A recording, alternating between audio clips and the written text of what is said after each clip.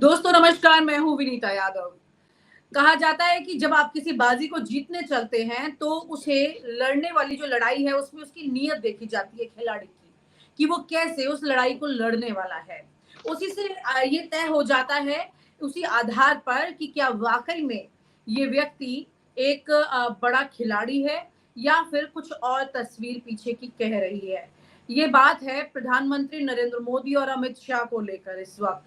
वो भले ही अपने भाषणों में ये कह रहे हों कि वो इस बार जीत रहे हैं, लेकिन तमाम बीजेपी के लोग और जो ज़मीनी खबरें आ रही हैं, जो सर्वे रिपोर्ट्स आ रही हैं, रियलिटी कहते हुए वो ये बता रही है कि इस बार इनको अच्छा खासा डेंट है, नुकसान है। ठीक है, वो अपनी पार्टी के मुखिया हैं, तो वो इस बात को खुलकर स्वीकार नहीं कर सकते, उनकी मजबूरी है कहना कि हम अच्छे नंबर से आ रहे हैं। लेकिन सच ये है कि इस वक़्त तस्वीर बीजेपी के लिए भी वैसे ही कमज़ोर हो रही है, जैसे किसी भी एंटी इनकम्बेंसी की वजह से असर दिखाई दे सकता है किसी भी पार्टी को लेकर। लेकिन यहाँ पर अगर चुनाव आयोग की बात की जाए, जिसको सुप्रीम कोर्ट ने अभी एक दिन पहले ही मोहलत दे दी है कि उन पर जो आरोप लगे, जिस तरह से उन्हें कटघरे में खड़ा किया गया, उसके बाद अब चुनाव के बाद ही तमाम सुनवाई होगी। अब लोग सोच रहे हैं कि यहाँ पर चुनाव आयोग की तरफ से भी पूरा विश्वास पक्का नहीं हो रहा है और तमाम तरह की धांधलियां सामने आ रही हैं। अगर ऐसी तस्वीर रहती भी है तो क्या होगा? आइए बात करते हैं दिनेश वोरा जी से और उन्हीं से समझते हैं कि ये पूरी इक्वेशन क्या कहती है। मैं आपको ये भी बता दूं कि दिनेश जी आईआरएस ऑफिसर रहे हैं, वो जानते हैं, इस पूरे सिस्टम को भी जानते हैं, समझते हैं। और सर, मैं आपसे जानना चाहती हूँ कि सिस्टम किस तरफ रुख करता है जब इस तरह की स्थितियां सामने दिखाई देती हैं? देखिए, व्यवस्था का हिस्सा होने के नाते जिस चीज को मैंने 1977 ऑनवर्ड्स इफेक्टिवली देखा है, तो अलग अलग शासक आते हैं, अलग अलग तरीके से अपना निजाम चलाने की कोशिश करते हैं। लेकिन जो ब्यूरोक्रेसी है या जो इंस्टीट्यूशंस हैं, उनके जो नॉर्म्स हैं वो लेड डाउन है कॉन्स्टिट्यूशन के अंदर भी, और उसके कॉन्स्टिट्यूशन के अंडर जो सब रूल्स होते हैं सब सर्विसेज के, चाहे आप आर्म फोर्सेस में हो, पुलिस में हो, कस्टम्स में हो, एक्साइज में हो, या किसी और विंग के अंदर हो, हर चीज लेड डाउन है, नॉर्म्स होते हैं, उसके अनुसार आपको एक्ट करना पड़ता है। समस्या तब पैदा होती है कि जब एक शासक आपसे आके कहता है कि इन नॉर्म्स को ब्रेक करके या इनसे अलग होके आप एक्ट करो। अदरवाइज मैंने एक जो चीज पाई है, मैंने सीखी भी कि हमारा जो स्टील फ्रेम है जिसको ब्यूरोक्रेसी कहते हैं, वो काफी रेजिलिएंट था, काफी मजबूत था, उसमें हिम्मत थी, साहस था कि वो कॉन्फ्रंट कर सकता था कोई भी प्राइम मिनिस्टर हो, कोई भी प्रेसिडेंट हो। और कहीं ना कहीं ये सारी की सारी जो क्या कहते हैं कि डिटर्मिनेशन कहां से आती थी, आपकी नैतिकता से आती थी, आपके सेंस ऑफ रेस्पॉन्सिबिलिटी, कमिटमेंट और ईमानदारी से आती थी। जैसे जैसे एक एथिकल डिक्लाइन आया भारत में और इंसान अपने आप को बेचने लगा ब्यूरोक्रेसी के अंदर भी, और फिर पावर के नजदीक जाने के लिए उसने बहुत सारे समझौते करने शुरू किए, चाहे वो ट्रांसफर्स में हो या किसी और चीज पोस्ट पाने में हो, उससे सारा का सारा ये सिस्टम बिगाड़ा। और फिर ये स्टील फ्रेम एक दिन पूरा पिघल गया जब 2014 आया। वहां पर ये सारा एक गुजरात लॉबी आता है, जो गुजरात से उठा के दिल्ली आता है, फिर उनसे कहा जाता है कि तुम वैसे ही लोग ढूंढो जैसे तुम हो, ऐसे ही लेके आओ जैसे तुम हो, और तुम्हारा काम होगा प्रश्न नहीं पूछना, सिर्फ फॉलो करना है बस। लॉजिकल है, इलॉजिकल है, लीगल है, इलीगल है, ये तुम्हारा काम नहीं है, जो कहा जाएगा उसको फॉलो करना है। तो तुम एक किस्म से प्रजा बन जाते हो। जिस देश की इंस्टीट्यूशंस क्रैक हो जाएं, पिघल जाएं, वो देश गर्त में जाता है। और हमने इस बात को महसूस किया पिछले कई सालों में कि हाँ, हम गर्त में गए, इसमें कोई शक वाली बात नहीं है। मैं ये भी मान के चलता हूं कि इस नैतिक डिक्लाइन के बाद जो स्थितियां पैदा हुई हैं, उसका फायदा उठाने में शायद नरेंद्र मोदी सबसे सक्षम हुए। उसका एक कारण था कि नरेंद्र मोदी खुद कई समझौते करने को तैयार थे। वो अपनी जो पिक्चर दिखाते थे कि मैं ना खाऊंगा ना खाने दूंगा, लेकिन इन एक्चुअलिटी उन्हें वो सब लोग पसंद आते थे जो खाते भी थे और कहीं ना कहीं खाने भी देते थे, और वो उनके ग्रुप के साथ जुड़ते चले गए। एक किस्म से हमने एक ऐसा नेटवर्क यहां पैदा कर दिया जो जिसे मैं सही शब्दों में कहूं कि एक माफिया नेटवर्क। ये देश में भी था, विदेश में भी था। हमने बहुत सारी चीजें इस माफिया नेटवर्क को प्लेटर पे दे दी और हमने एक्सपेक्ट किया कि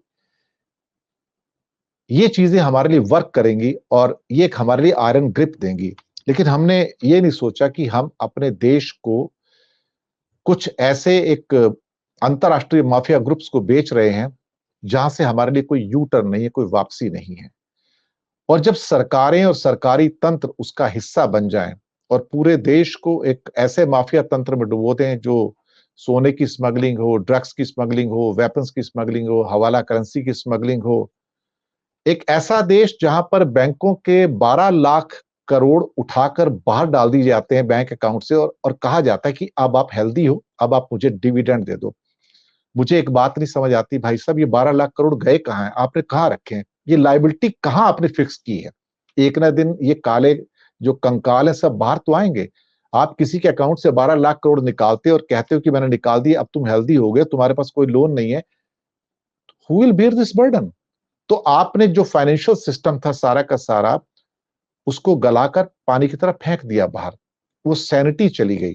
तो आपके सामने जो रोबस्ट पिक्चर जो पेश की जा रही है वो डरावनी है। इसके पीछे का जो सच है वो बहुत डरावना है कि कुछ चंद लोगों को फायदा देने के लिए एनसीएलटी के थ्रू या एक एसेट रिकंस्ट्रक्शन कंपनीज के थ्रू आपने एक ऐसा जाल बिछाया जिसके द्वारा आपने इस देश को बैंकक्रप्ट किया है। बहुत सारे मुद्दे हैं जिसके ऊपर मैं बात कर सकता हूं, लेकिन आपके मूल सवाल थोड़े से अलग हैं यहां पर कि सत्ता, हर चीज सत्ता के लिए, उन्हें सत्ता चाहिए, हर कीमत पर सत्ता चाहिए। देश को बेचना पड़े तो भी सत्ता चाहिए, अगर चंद लोगों को फायदा देना हो तो सत्ता चाहिए, उनको सारे बंदरगाह और सारे एयरपोर्ट बेचने हो तो नीति में बदलाव होना चाहिए। जैसे कि एग्जाम्पल देता हूं आपको, शराब नीति में बदलाव के लिए आम आदमी पार्टी, केजरीवाल और उनके लोगों को अंदर कर दिया गया। सरकार का काम क्या है? नीति बदलना या नीति बनाना। नीति गलत हो सकती है, मैं मानता हूं, लेकिन गलत नीति के लिए आप उनको जेल में नहीं डाल सकते। एक नीति कुछ साल पहले यह भी थी कि सारे एयरपोर्ट किसी एक व्यक्ति को नहीं दिए जा सकते, एक एयरपोर्ट दिया जा सकता है, मैक्सिमम 2 दिए जा सकते हैं। ओवरनाइट किसने पॉलिसी चेंज की कि सारे के सारे एयरपोर्ट एक आदमी को दिए जा सकते थे, एक या 2 पोर्ट एक आदमी को दिए जा सकते थे?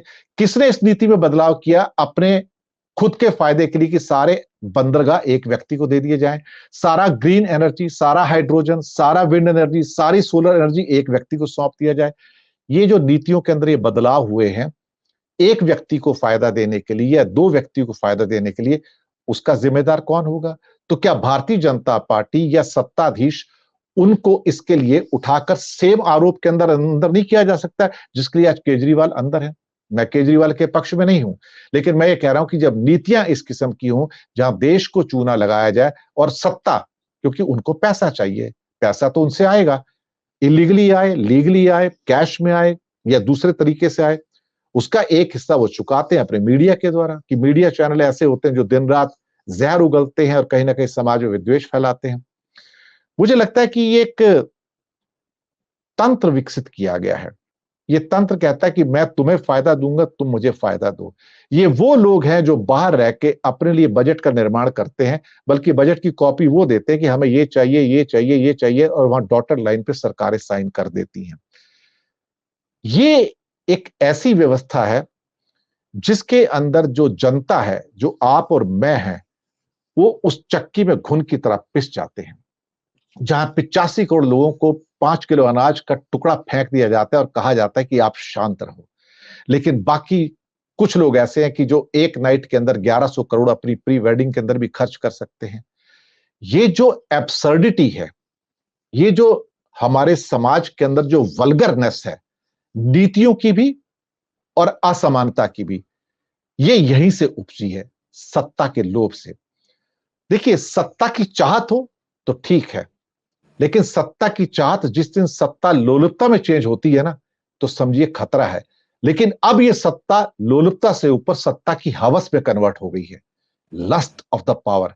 ये स्टेज जो थर्ड स्टेज है ना, इट्स एक्सट्रीमली डेंजरस। ये ऐसा है कि तीसरी या चौथी ब्लड कैंसर की स्टेज होती है ना, ये उससे इक्वेट कीजिए। यहां पर सिस्टम सड़ जाता है, लोग मर जाते हैं और एक किस्म से कहा जाए तो आप एक ऐसे तंत्र को अपने हाथ में लेना चाहते हैं जहां नीचे कुछ नहीं बचता, जहां नैतिकता का परित्याग हो जाता है। आपके अगले क्वेश्चन का मैं इंतजार करूंगा निशा जी, जी विनीता जी। सर। सर मैं ये जानना चाह रही हूँ कि अगर यहाँ पर आज की तारीख में नरेंद्र मोदी किसी तरह से वापस आ जाते हैं सिस्टम में, तो आप क्या कहेंगे? वो क्या तस्वीर होगी? क्योंकि ज़मीन की हकीकत कुछ और कह रही है और उसके बावजूद भी अगर ऐसा हुआ जैसे कि 2022 में विधानसभा चुनाव में हुआ था उत्तर प्रदेश में, लोग हैरान थे भीड़ कहाँ थी और रिज़ल्ट कहाँ निकल कर आया। तो लोगों ने खुद को ठगा हुआ महसूस किया। मैं जानना चाह रही हूँ कि क्या कहेंगे फिर नरेंद्र मोदी को? वो तीन बाजीगर परिस वाला डायलॉग है ना सर, हार कर जीतने वाले को, लेकिन यहाँ जीत कर हारने वाले को क्या कहा जाएगा सर? मोदी अपनी लाइफ में बहुत तेज भाग रहे हैं, कुछ ज्यादा ही तेज भाग रहे हैं। 2047 तक जाते हैं, 100 साल की विचारधारा करते हैं, 1000 साल का एजेंडा बनाते हैं और कहते हैं आते मुझे 13-14 तारीख को G7 की मीटिंग में भी जाना है। मुझे एक डायलॉग याद आ गया एक फिल्म का, अमर अकबर एंथनी का, अमिताभ बच्चन का डायलॉग है। वो कहता है कि इतना तेज तो आदमी लाइफ में 2 टाइम भागता है, कि इतना तेज आदमी तो लाइफ में 2 टाइम भागता है, पुलिस का केस हो या ओलंपिक की रेस हो। मुझे लगता है कि यहां पर सत्ता की रेस है जिसके लिए मोदी जी भाग रहे हैं। 3 प्रोबेबिलिटी तो है, या तो बीजेपी जीत जाएगी, या इंडिया गठबंधन जीत जाएगा, या हंग असेंबली आएगी, या हंग पार्लियामेंट आएगी। मैं तीनों को प्रोबेबिलिटी मान के चल रहा हूं आज की तारीख में। मैं ये समझ के चलता हूं कि अगर हम ये मान के चले कि इंडिया गठबंधन जीत गया है, तो कहीं ऐसा ना हो कि हमें मध्य प्रदेश और छत्तीसगढ़ की तरह धोखा हो जाए। एक सिचुएशन हो सकती है, और जब इन जैसे शासक हों और ये सोचिए कि ईमानदारी से काम करेंगे, बिल्कुल नहीं, ये हर बेईमानी करेंगे, हर मक्कारी करेंगे सत्ता में आने के लिए। लेकिन सत्ता में आ गए अगर ये सत्ता में आ गए, दूसरी प्रोबेबिलिटी जो है, तो फिर आप एक बात को समझिए, फिर इनका जो रवैया होगा वो आज के मुकाबले बहुत ज्यादा खतरनाक होगा। फिर ये प्रतिशोध की भावना से बढ़ जाएंगे। इनका जीवन फिर 3 शब्दों पे चलेगा। 3, प्रतिशोध, प्रताड़ना और उत्पीड़न। ये 3 शब्द आप भारत में अगले 6 महीने में घटते हुए देखेंगे। उसकी इंटेंसिटी और तीव्रता बहुत ज्यादा होगी। एक तीसरी प्रोबेबिलिटी है हंग पार्लियामेंट की। हंग पार्लियामेंट में क्या होगा? एक बहुत इंपॉर्टेंट फैक्टर जिसकी चर्चा मैंने अपने चैनल पे शुरू की है। सबसे इंपॉर्टेंट फैक्टर है द्रौपदी मुर्मू। ये क्या करने जा रही हैं महामहिम? मुझे लगता है कि उनके पास वो सारी शक्तियां हैं जिसके द्वारा सबसे बड़ी जो शक्ति होगी सो कॉल्ड, जो बीजेपी बन के आएगी, इसमें कोई शक नहीं कि सबसे ज्यादा सीटें तो उनको ही मिलेंगी, तो वो उनको इनवाइट कर सकती है। ये जो शक्ति है नरेंद्र मोदी की वापस आने की द्रौपदी मुर्मू के द्वारा, ये अटल बिहारी के टाइम में नहीं थी। अटल बिहारी एक बार को कह सकते थे कि मेरी सीटें कम है तो मैं गवर्नमेंट के लिए ट्राई नहीं करूंगा, दूसरे को ट्राई कर सकते हैं।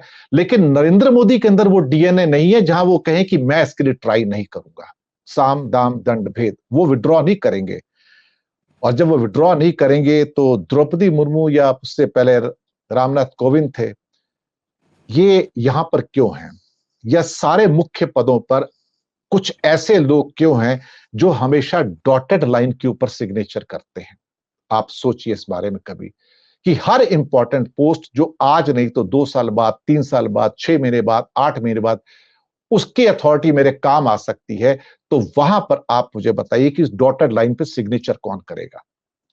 अगर वो आ गए तो फिर इनको इनविटेशन आएगा। आप 1000 जाके कहिए कि इंडिया गठबंधन है, प्री पोल गठबंधन है, मेरे पास 300 सीटें हैं, लेकिन विवेक किसका है? विवेक द्रौपदी मुर्मू का होगा, महामहिम का होगा। वो कहेंगी मेरे पास तो ऐसा कोई प्रूफ नहीं है कि आपका इंडिया गठबंधन, इसमें इतने दल हैं। क्या प्रूफ है? कोई पेपर है आपके पास? कोई डिक्लेरेशन किया? कई आए कई चले गए। मैं इस बात को नहीं मानती। लेकिन उसी को ध्यान में रखते हुए नरेंद्र मोदी फिर इनवाइट किए जाएंगे, आइए प्रधानमंत्री की शपथ लीजिए। और मैं आपको 21 दिन का टाइम देती हूं, 15 दिन का टाइम देती हूं। 15 दिनों में अगर आप समझ सकते हो, खरीद फरोख्त, भारत एक मंडी में कन्वर्ट हो जाएगा।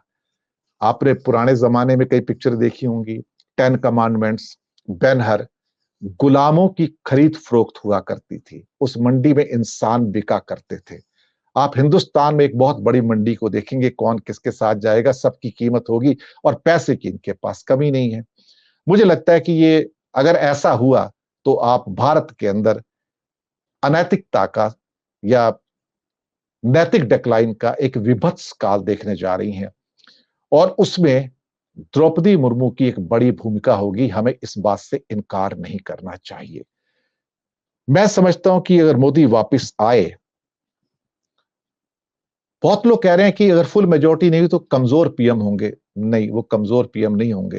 He will come back with a vengeance और वो सोचेंगे अगर मेरी सत्ता 6 महीने में चली भी गई तो मैं 6 महीने में इतना डैमेज करके जाऊंगा इस देश के अंदर कि लोग याद रखेंगे कि मैं क्या कर सकता हूं। क्योंकि अगर उनकी सरकार चली भी गई तो भी द्रौपदी मुर्मू कहेगी मैं नए पोल्स अनाउंस करती हूं। नए पोल्स 6 महीने बाद होंगे, 4-5 महीने बाद होंगे, तब तक आप प्रधानमंत्री के पद पर बने रहिए और आप उसके बाद कुछ भी कर सकते हैं। हिंदुस्तान में कार्यवाहक प्रधानमंत्री का कोई पोस्ट नहीं होता है, मैं आपको पहले बता दूं। संविधान को आप पढ़ेंगे, कई बार हम गुलजारी लाल नंदा साहब को कहते थे कि ये कार्यवाहक एक्टिंग प्राइम मिनिस्टर हैं। मैं सच बताऊं, हमारे संविधान के अंदर एक्टिंग प्राइम मिनिस्टर नाम की कोई चीज नहीं है। A prime minister is a prime minister. Let me tell you, जो लीगल पोजीशन है, a prime minister is a prime minister. अगर वो एक्टिंग प्राइम मिनिस्टर भी है तो भी उसके पास पीएम की सारी अथॉरिटी है। He can activate every power he has got. तो वो अगर 6 महीने भी इनको मिल गए तो 6 महीने भी विनाशकारी होंगे। इसी बात से थोड़ा सा डरते भी हैं। कहते हैं ना, अगर सत्ता एक ऐसे व्यक्ति के हाथ में आ जाए जो सज्जन हो तो कहते हैं कि चीजें संवर जाती हैं, लेकिन सत्ता अगर ऐसे हाथ में आ जाए जो अपनी ही डाल काटने पे लग जाए तो फिर डर लगता है। लेकिन भारत में ऐसे संक्रमण काल आए हैं, पहले भी आए हैं। मैं तो 77 से लगातार देख रहा हूं, तो मुझे डर नहीं लगता। मैं समझता हूं कि वक्त है, ये वक्त भी टल जाएगा।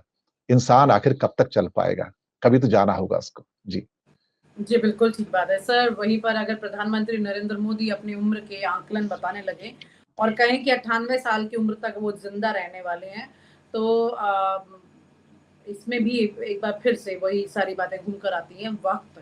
वक्त सबके साथ आता है और जाहिर सी बात है, चाहे वो देश के चुनाव की बात हो, चाहे वो सुप्रीम कोर्ट के फैसलों की बात हो, चाहे वो देश के प्रधानमंत्री की बात हो। बहुत बहुत शुक्रिया sir. This is it was really an important information, खास तौर से जब अगर ऐसी स्थितियां आ जाती हैं कि बीजेपी पूरे मेजॉरिटी तक नहीं पहुंचती है लेकिन लार्जेस्ट पार्टी होती है, तो उस वक्त क्या होगा, उसके लिए आपने जो जानकारी साझा की, बहुत बहुत शुक्रिया sir. Thank you so much sir. नमस्कार। और आप हमसे जुड़े रहने के लिए सब्सक्राइब करें YouTube पर, फॉलो करें ट्विटर पर और लाइक करें Facebook पर। और ज्यादा जानकारी के लिए आपको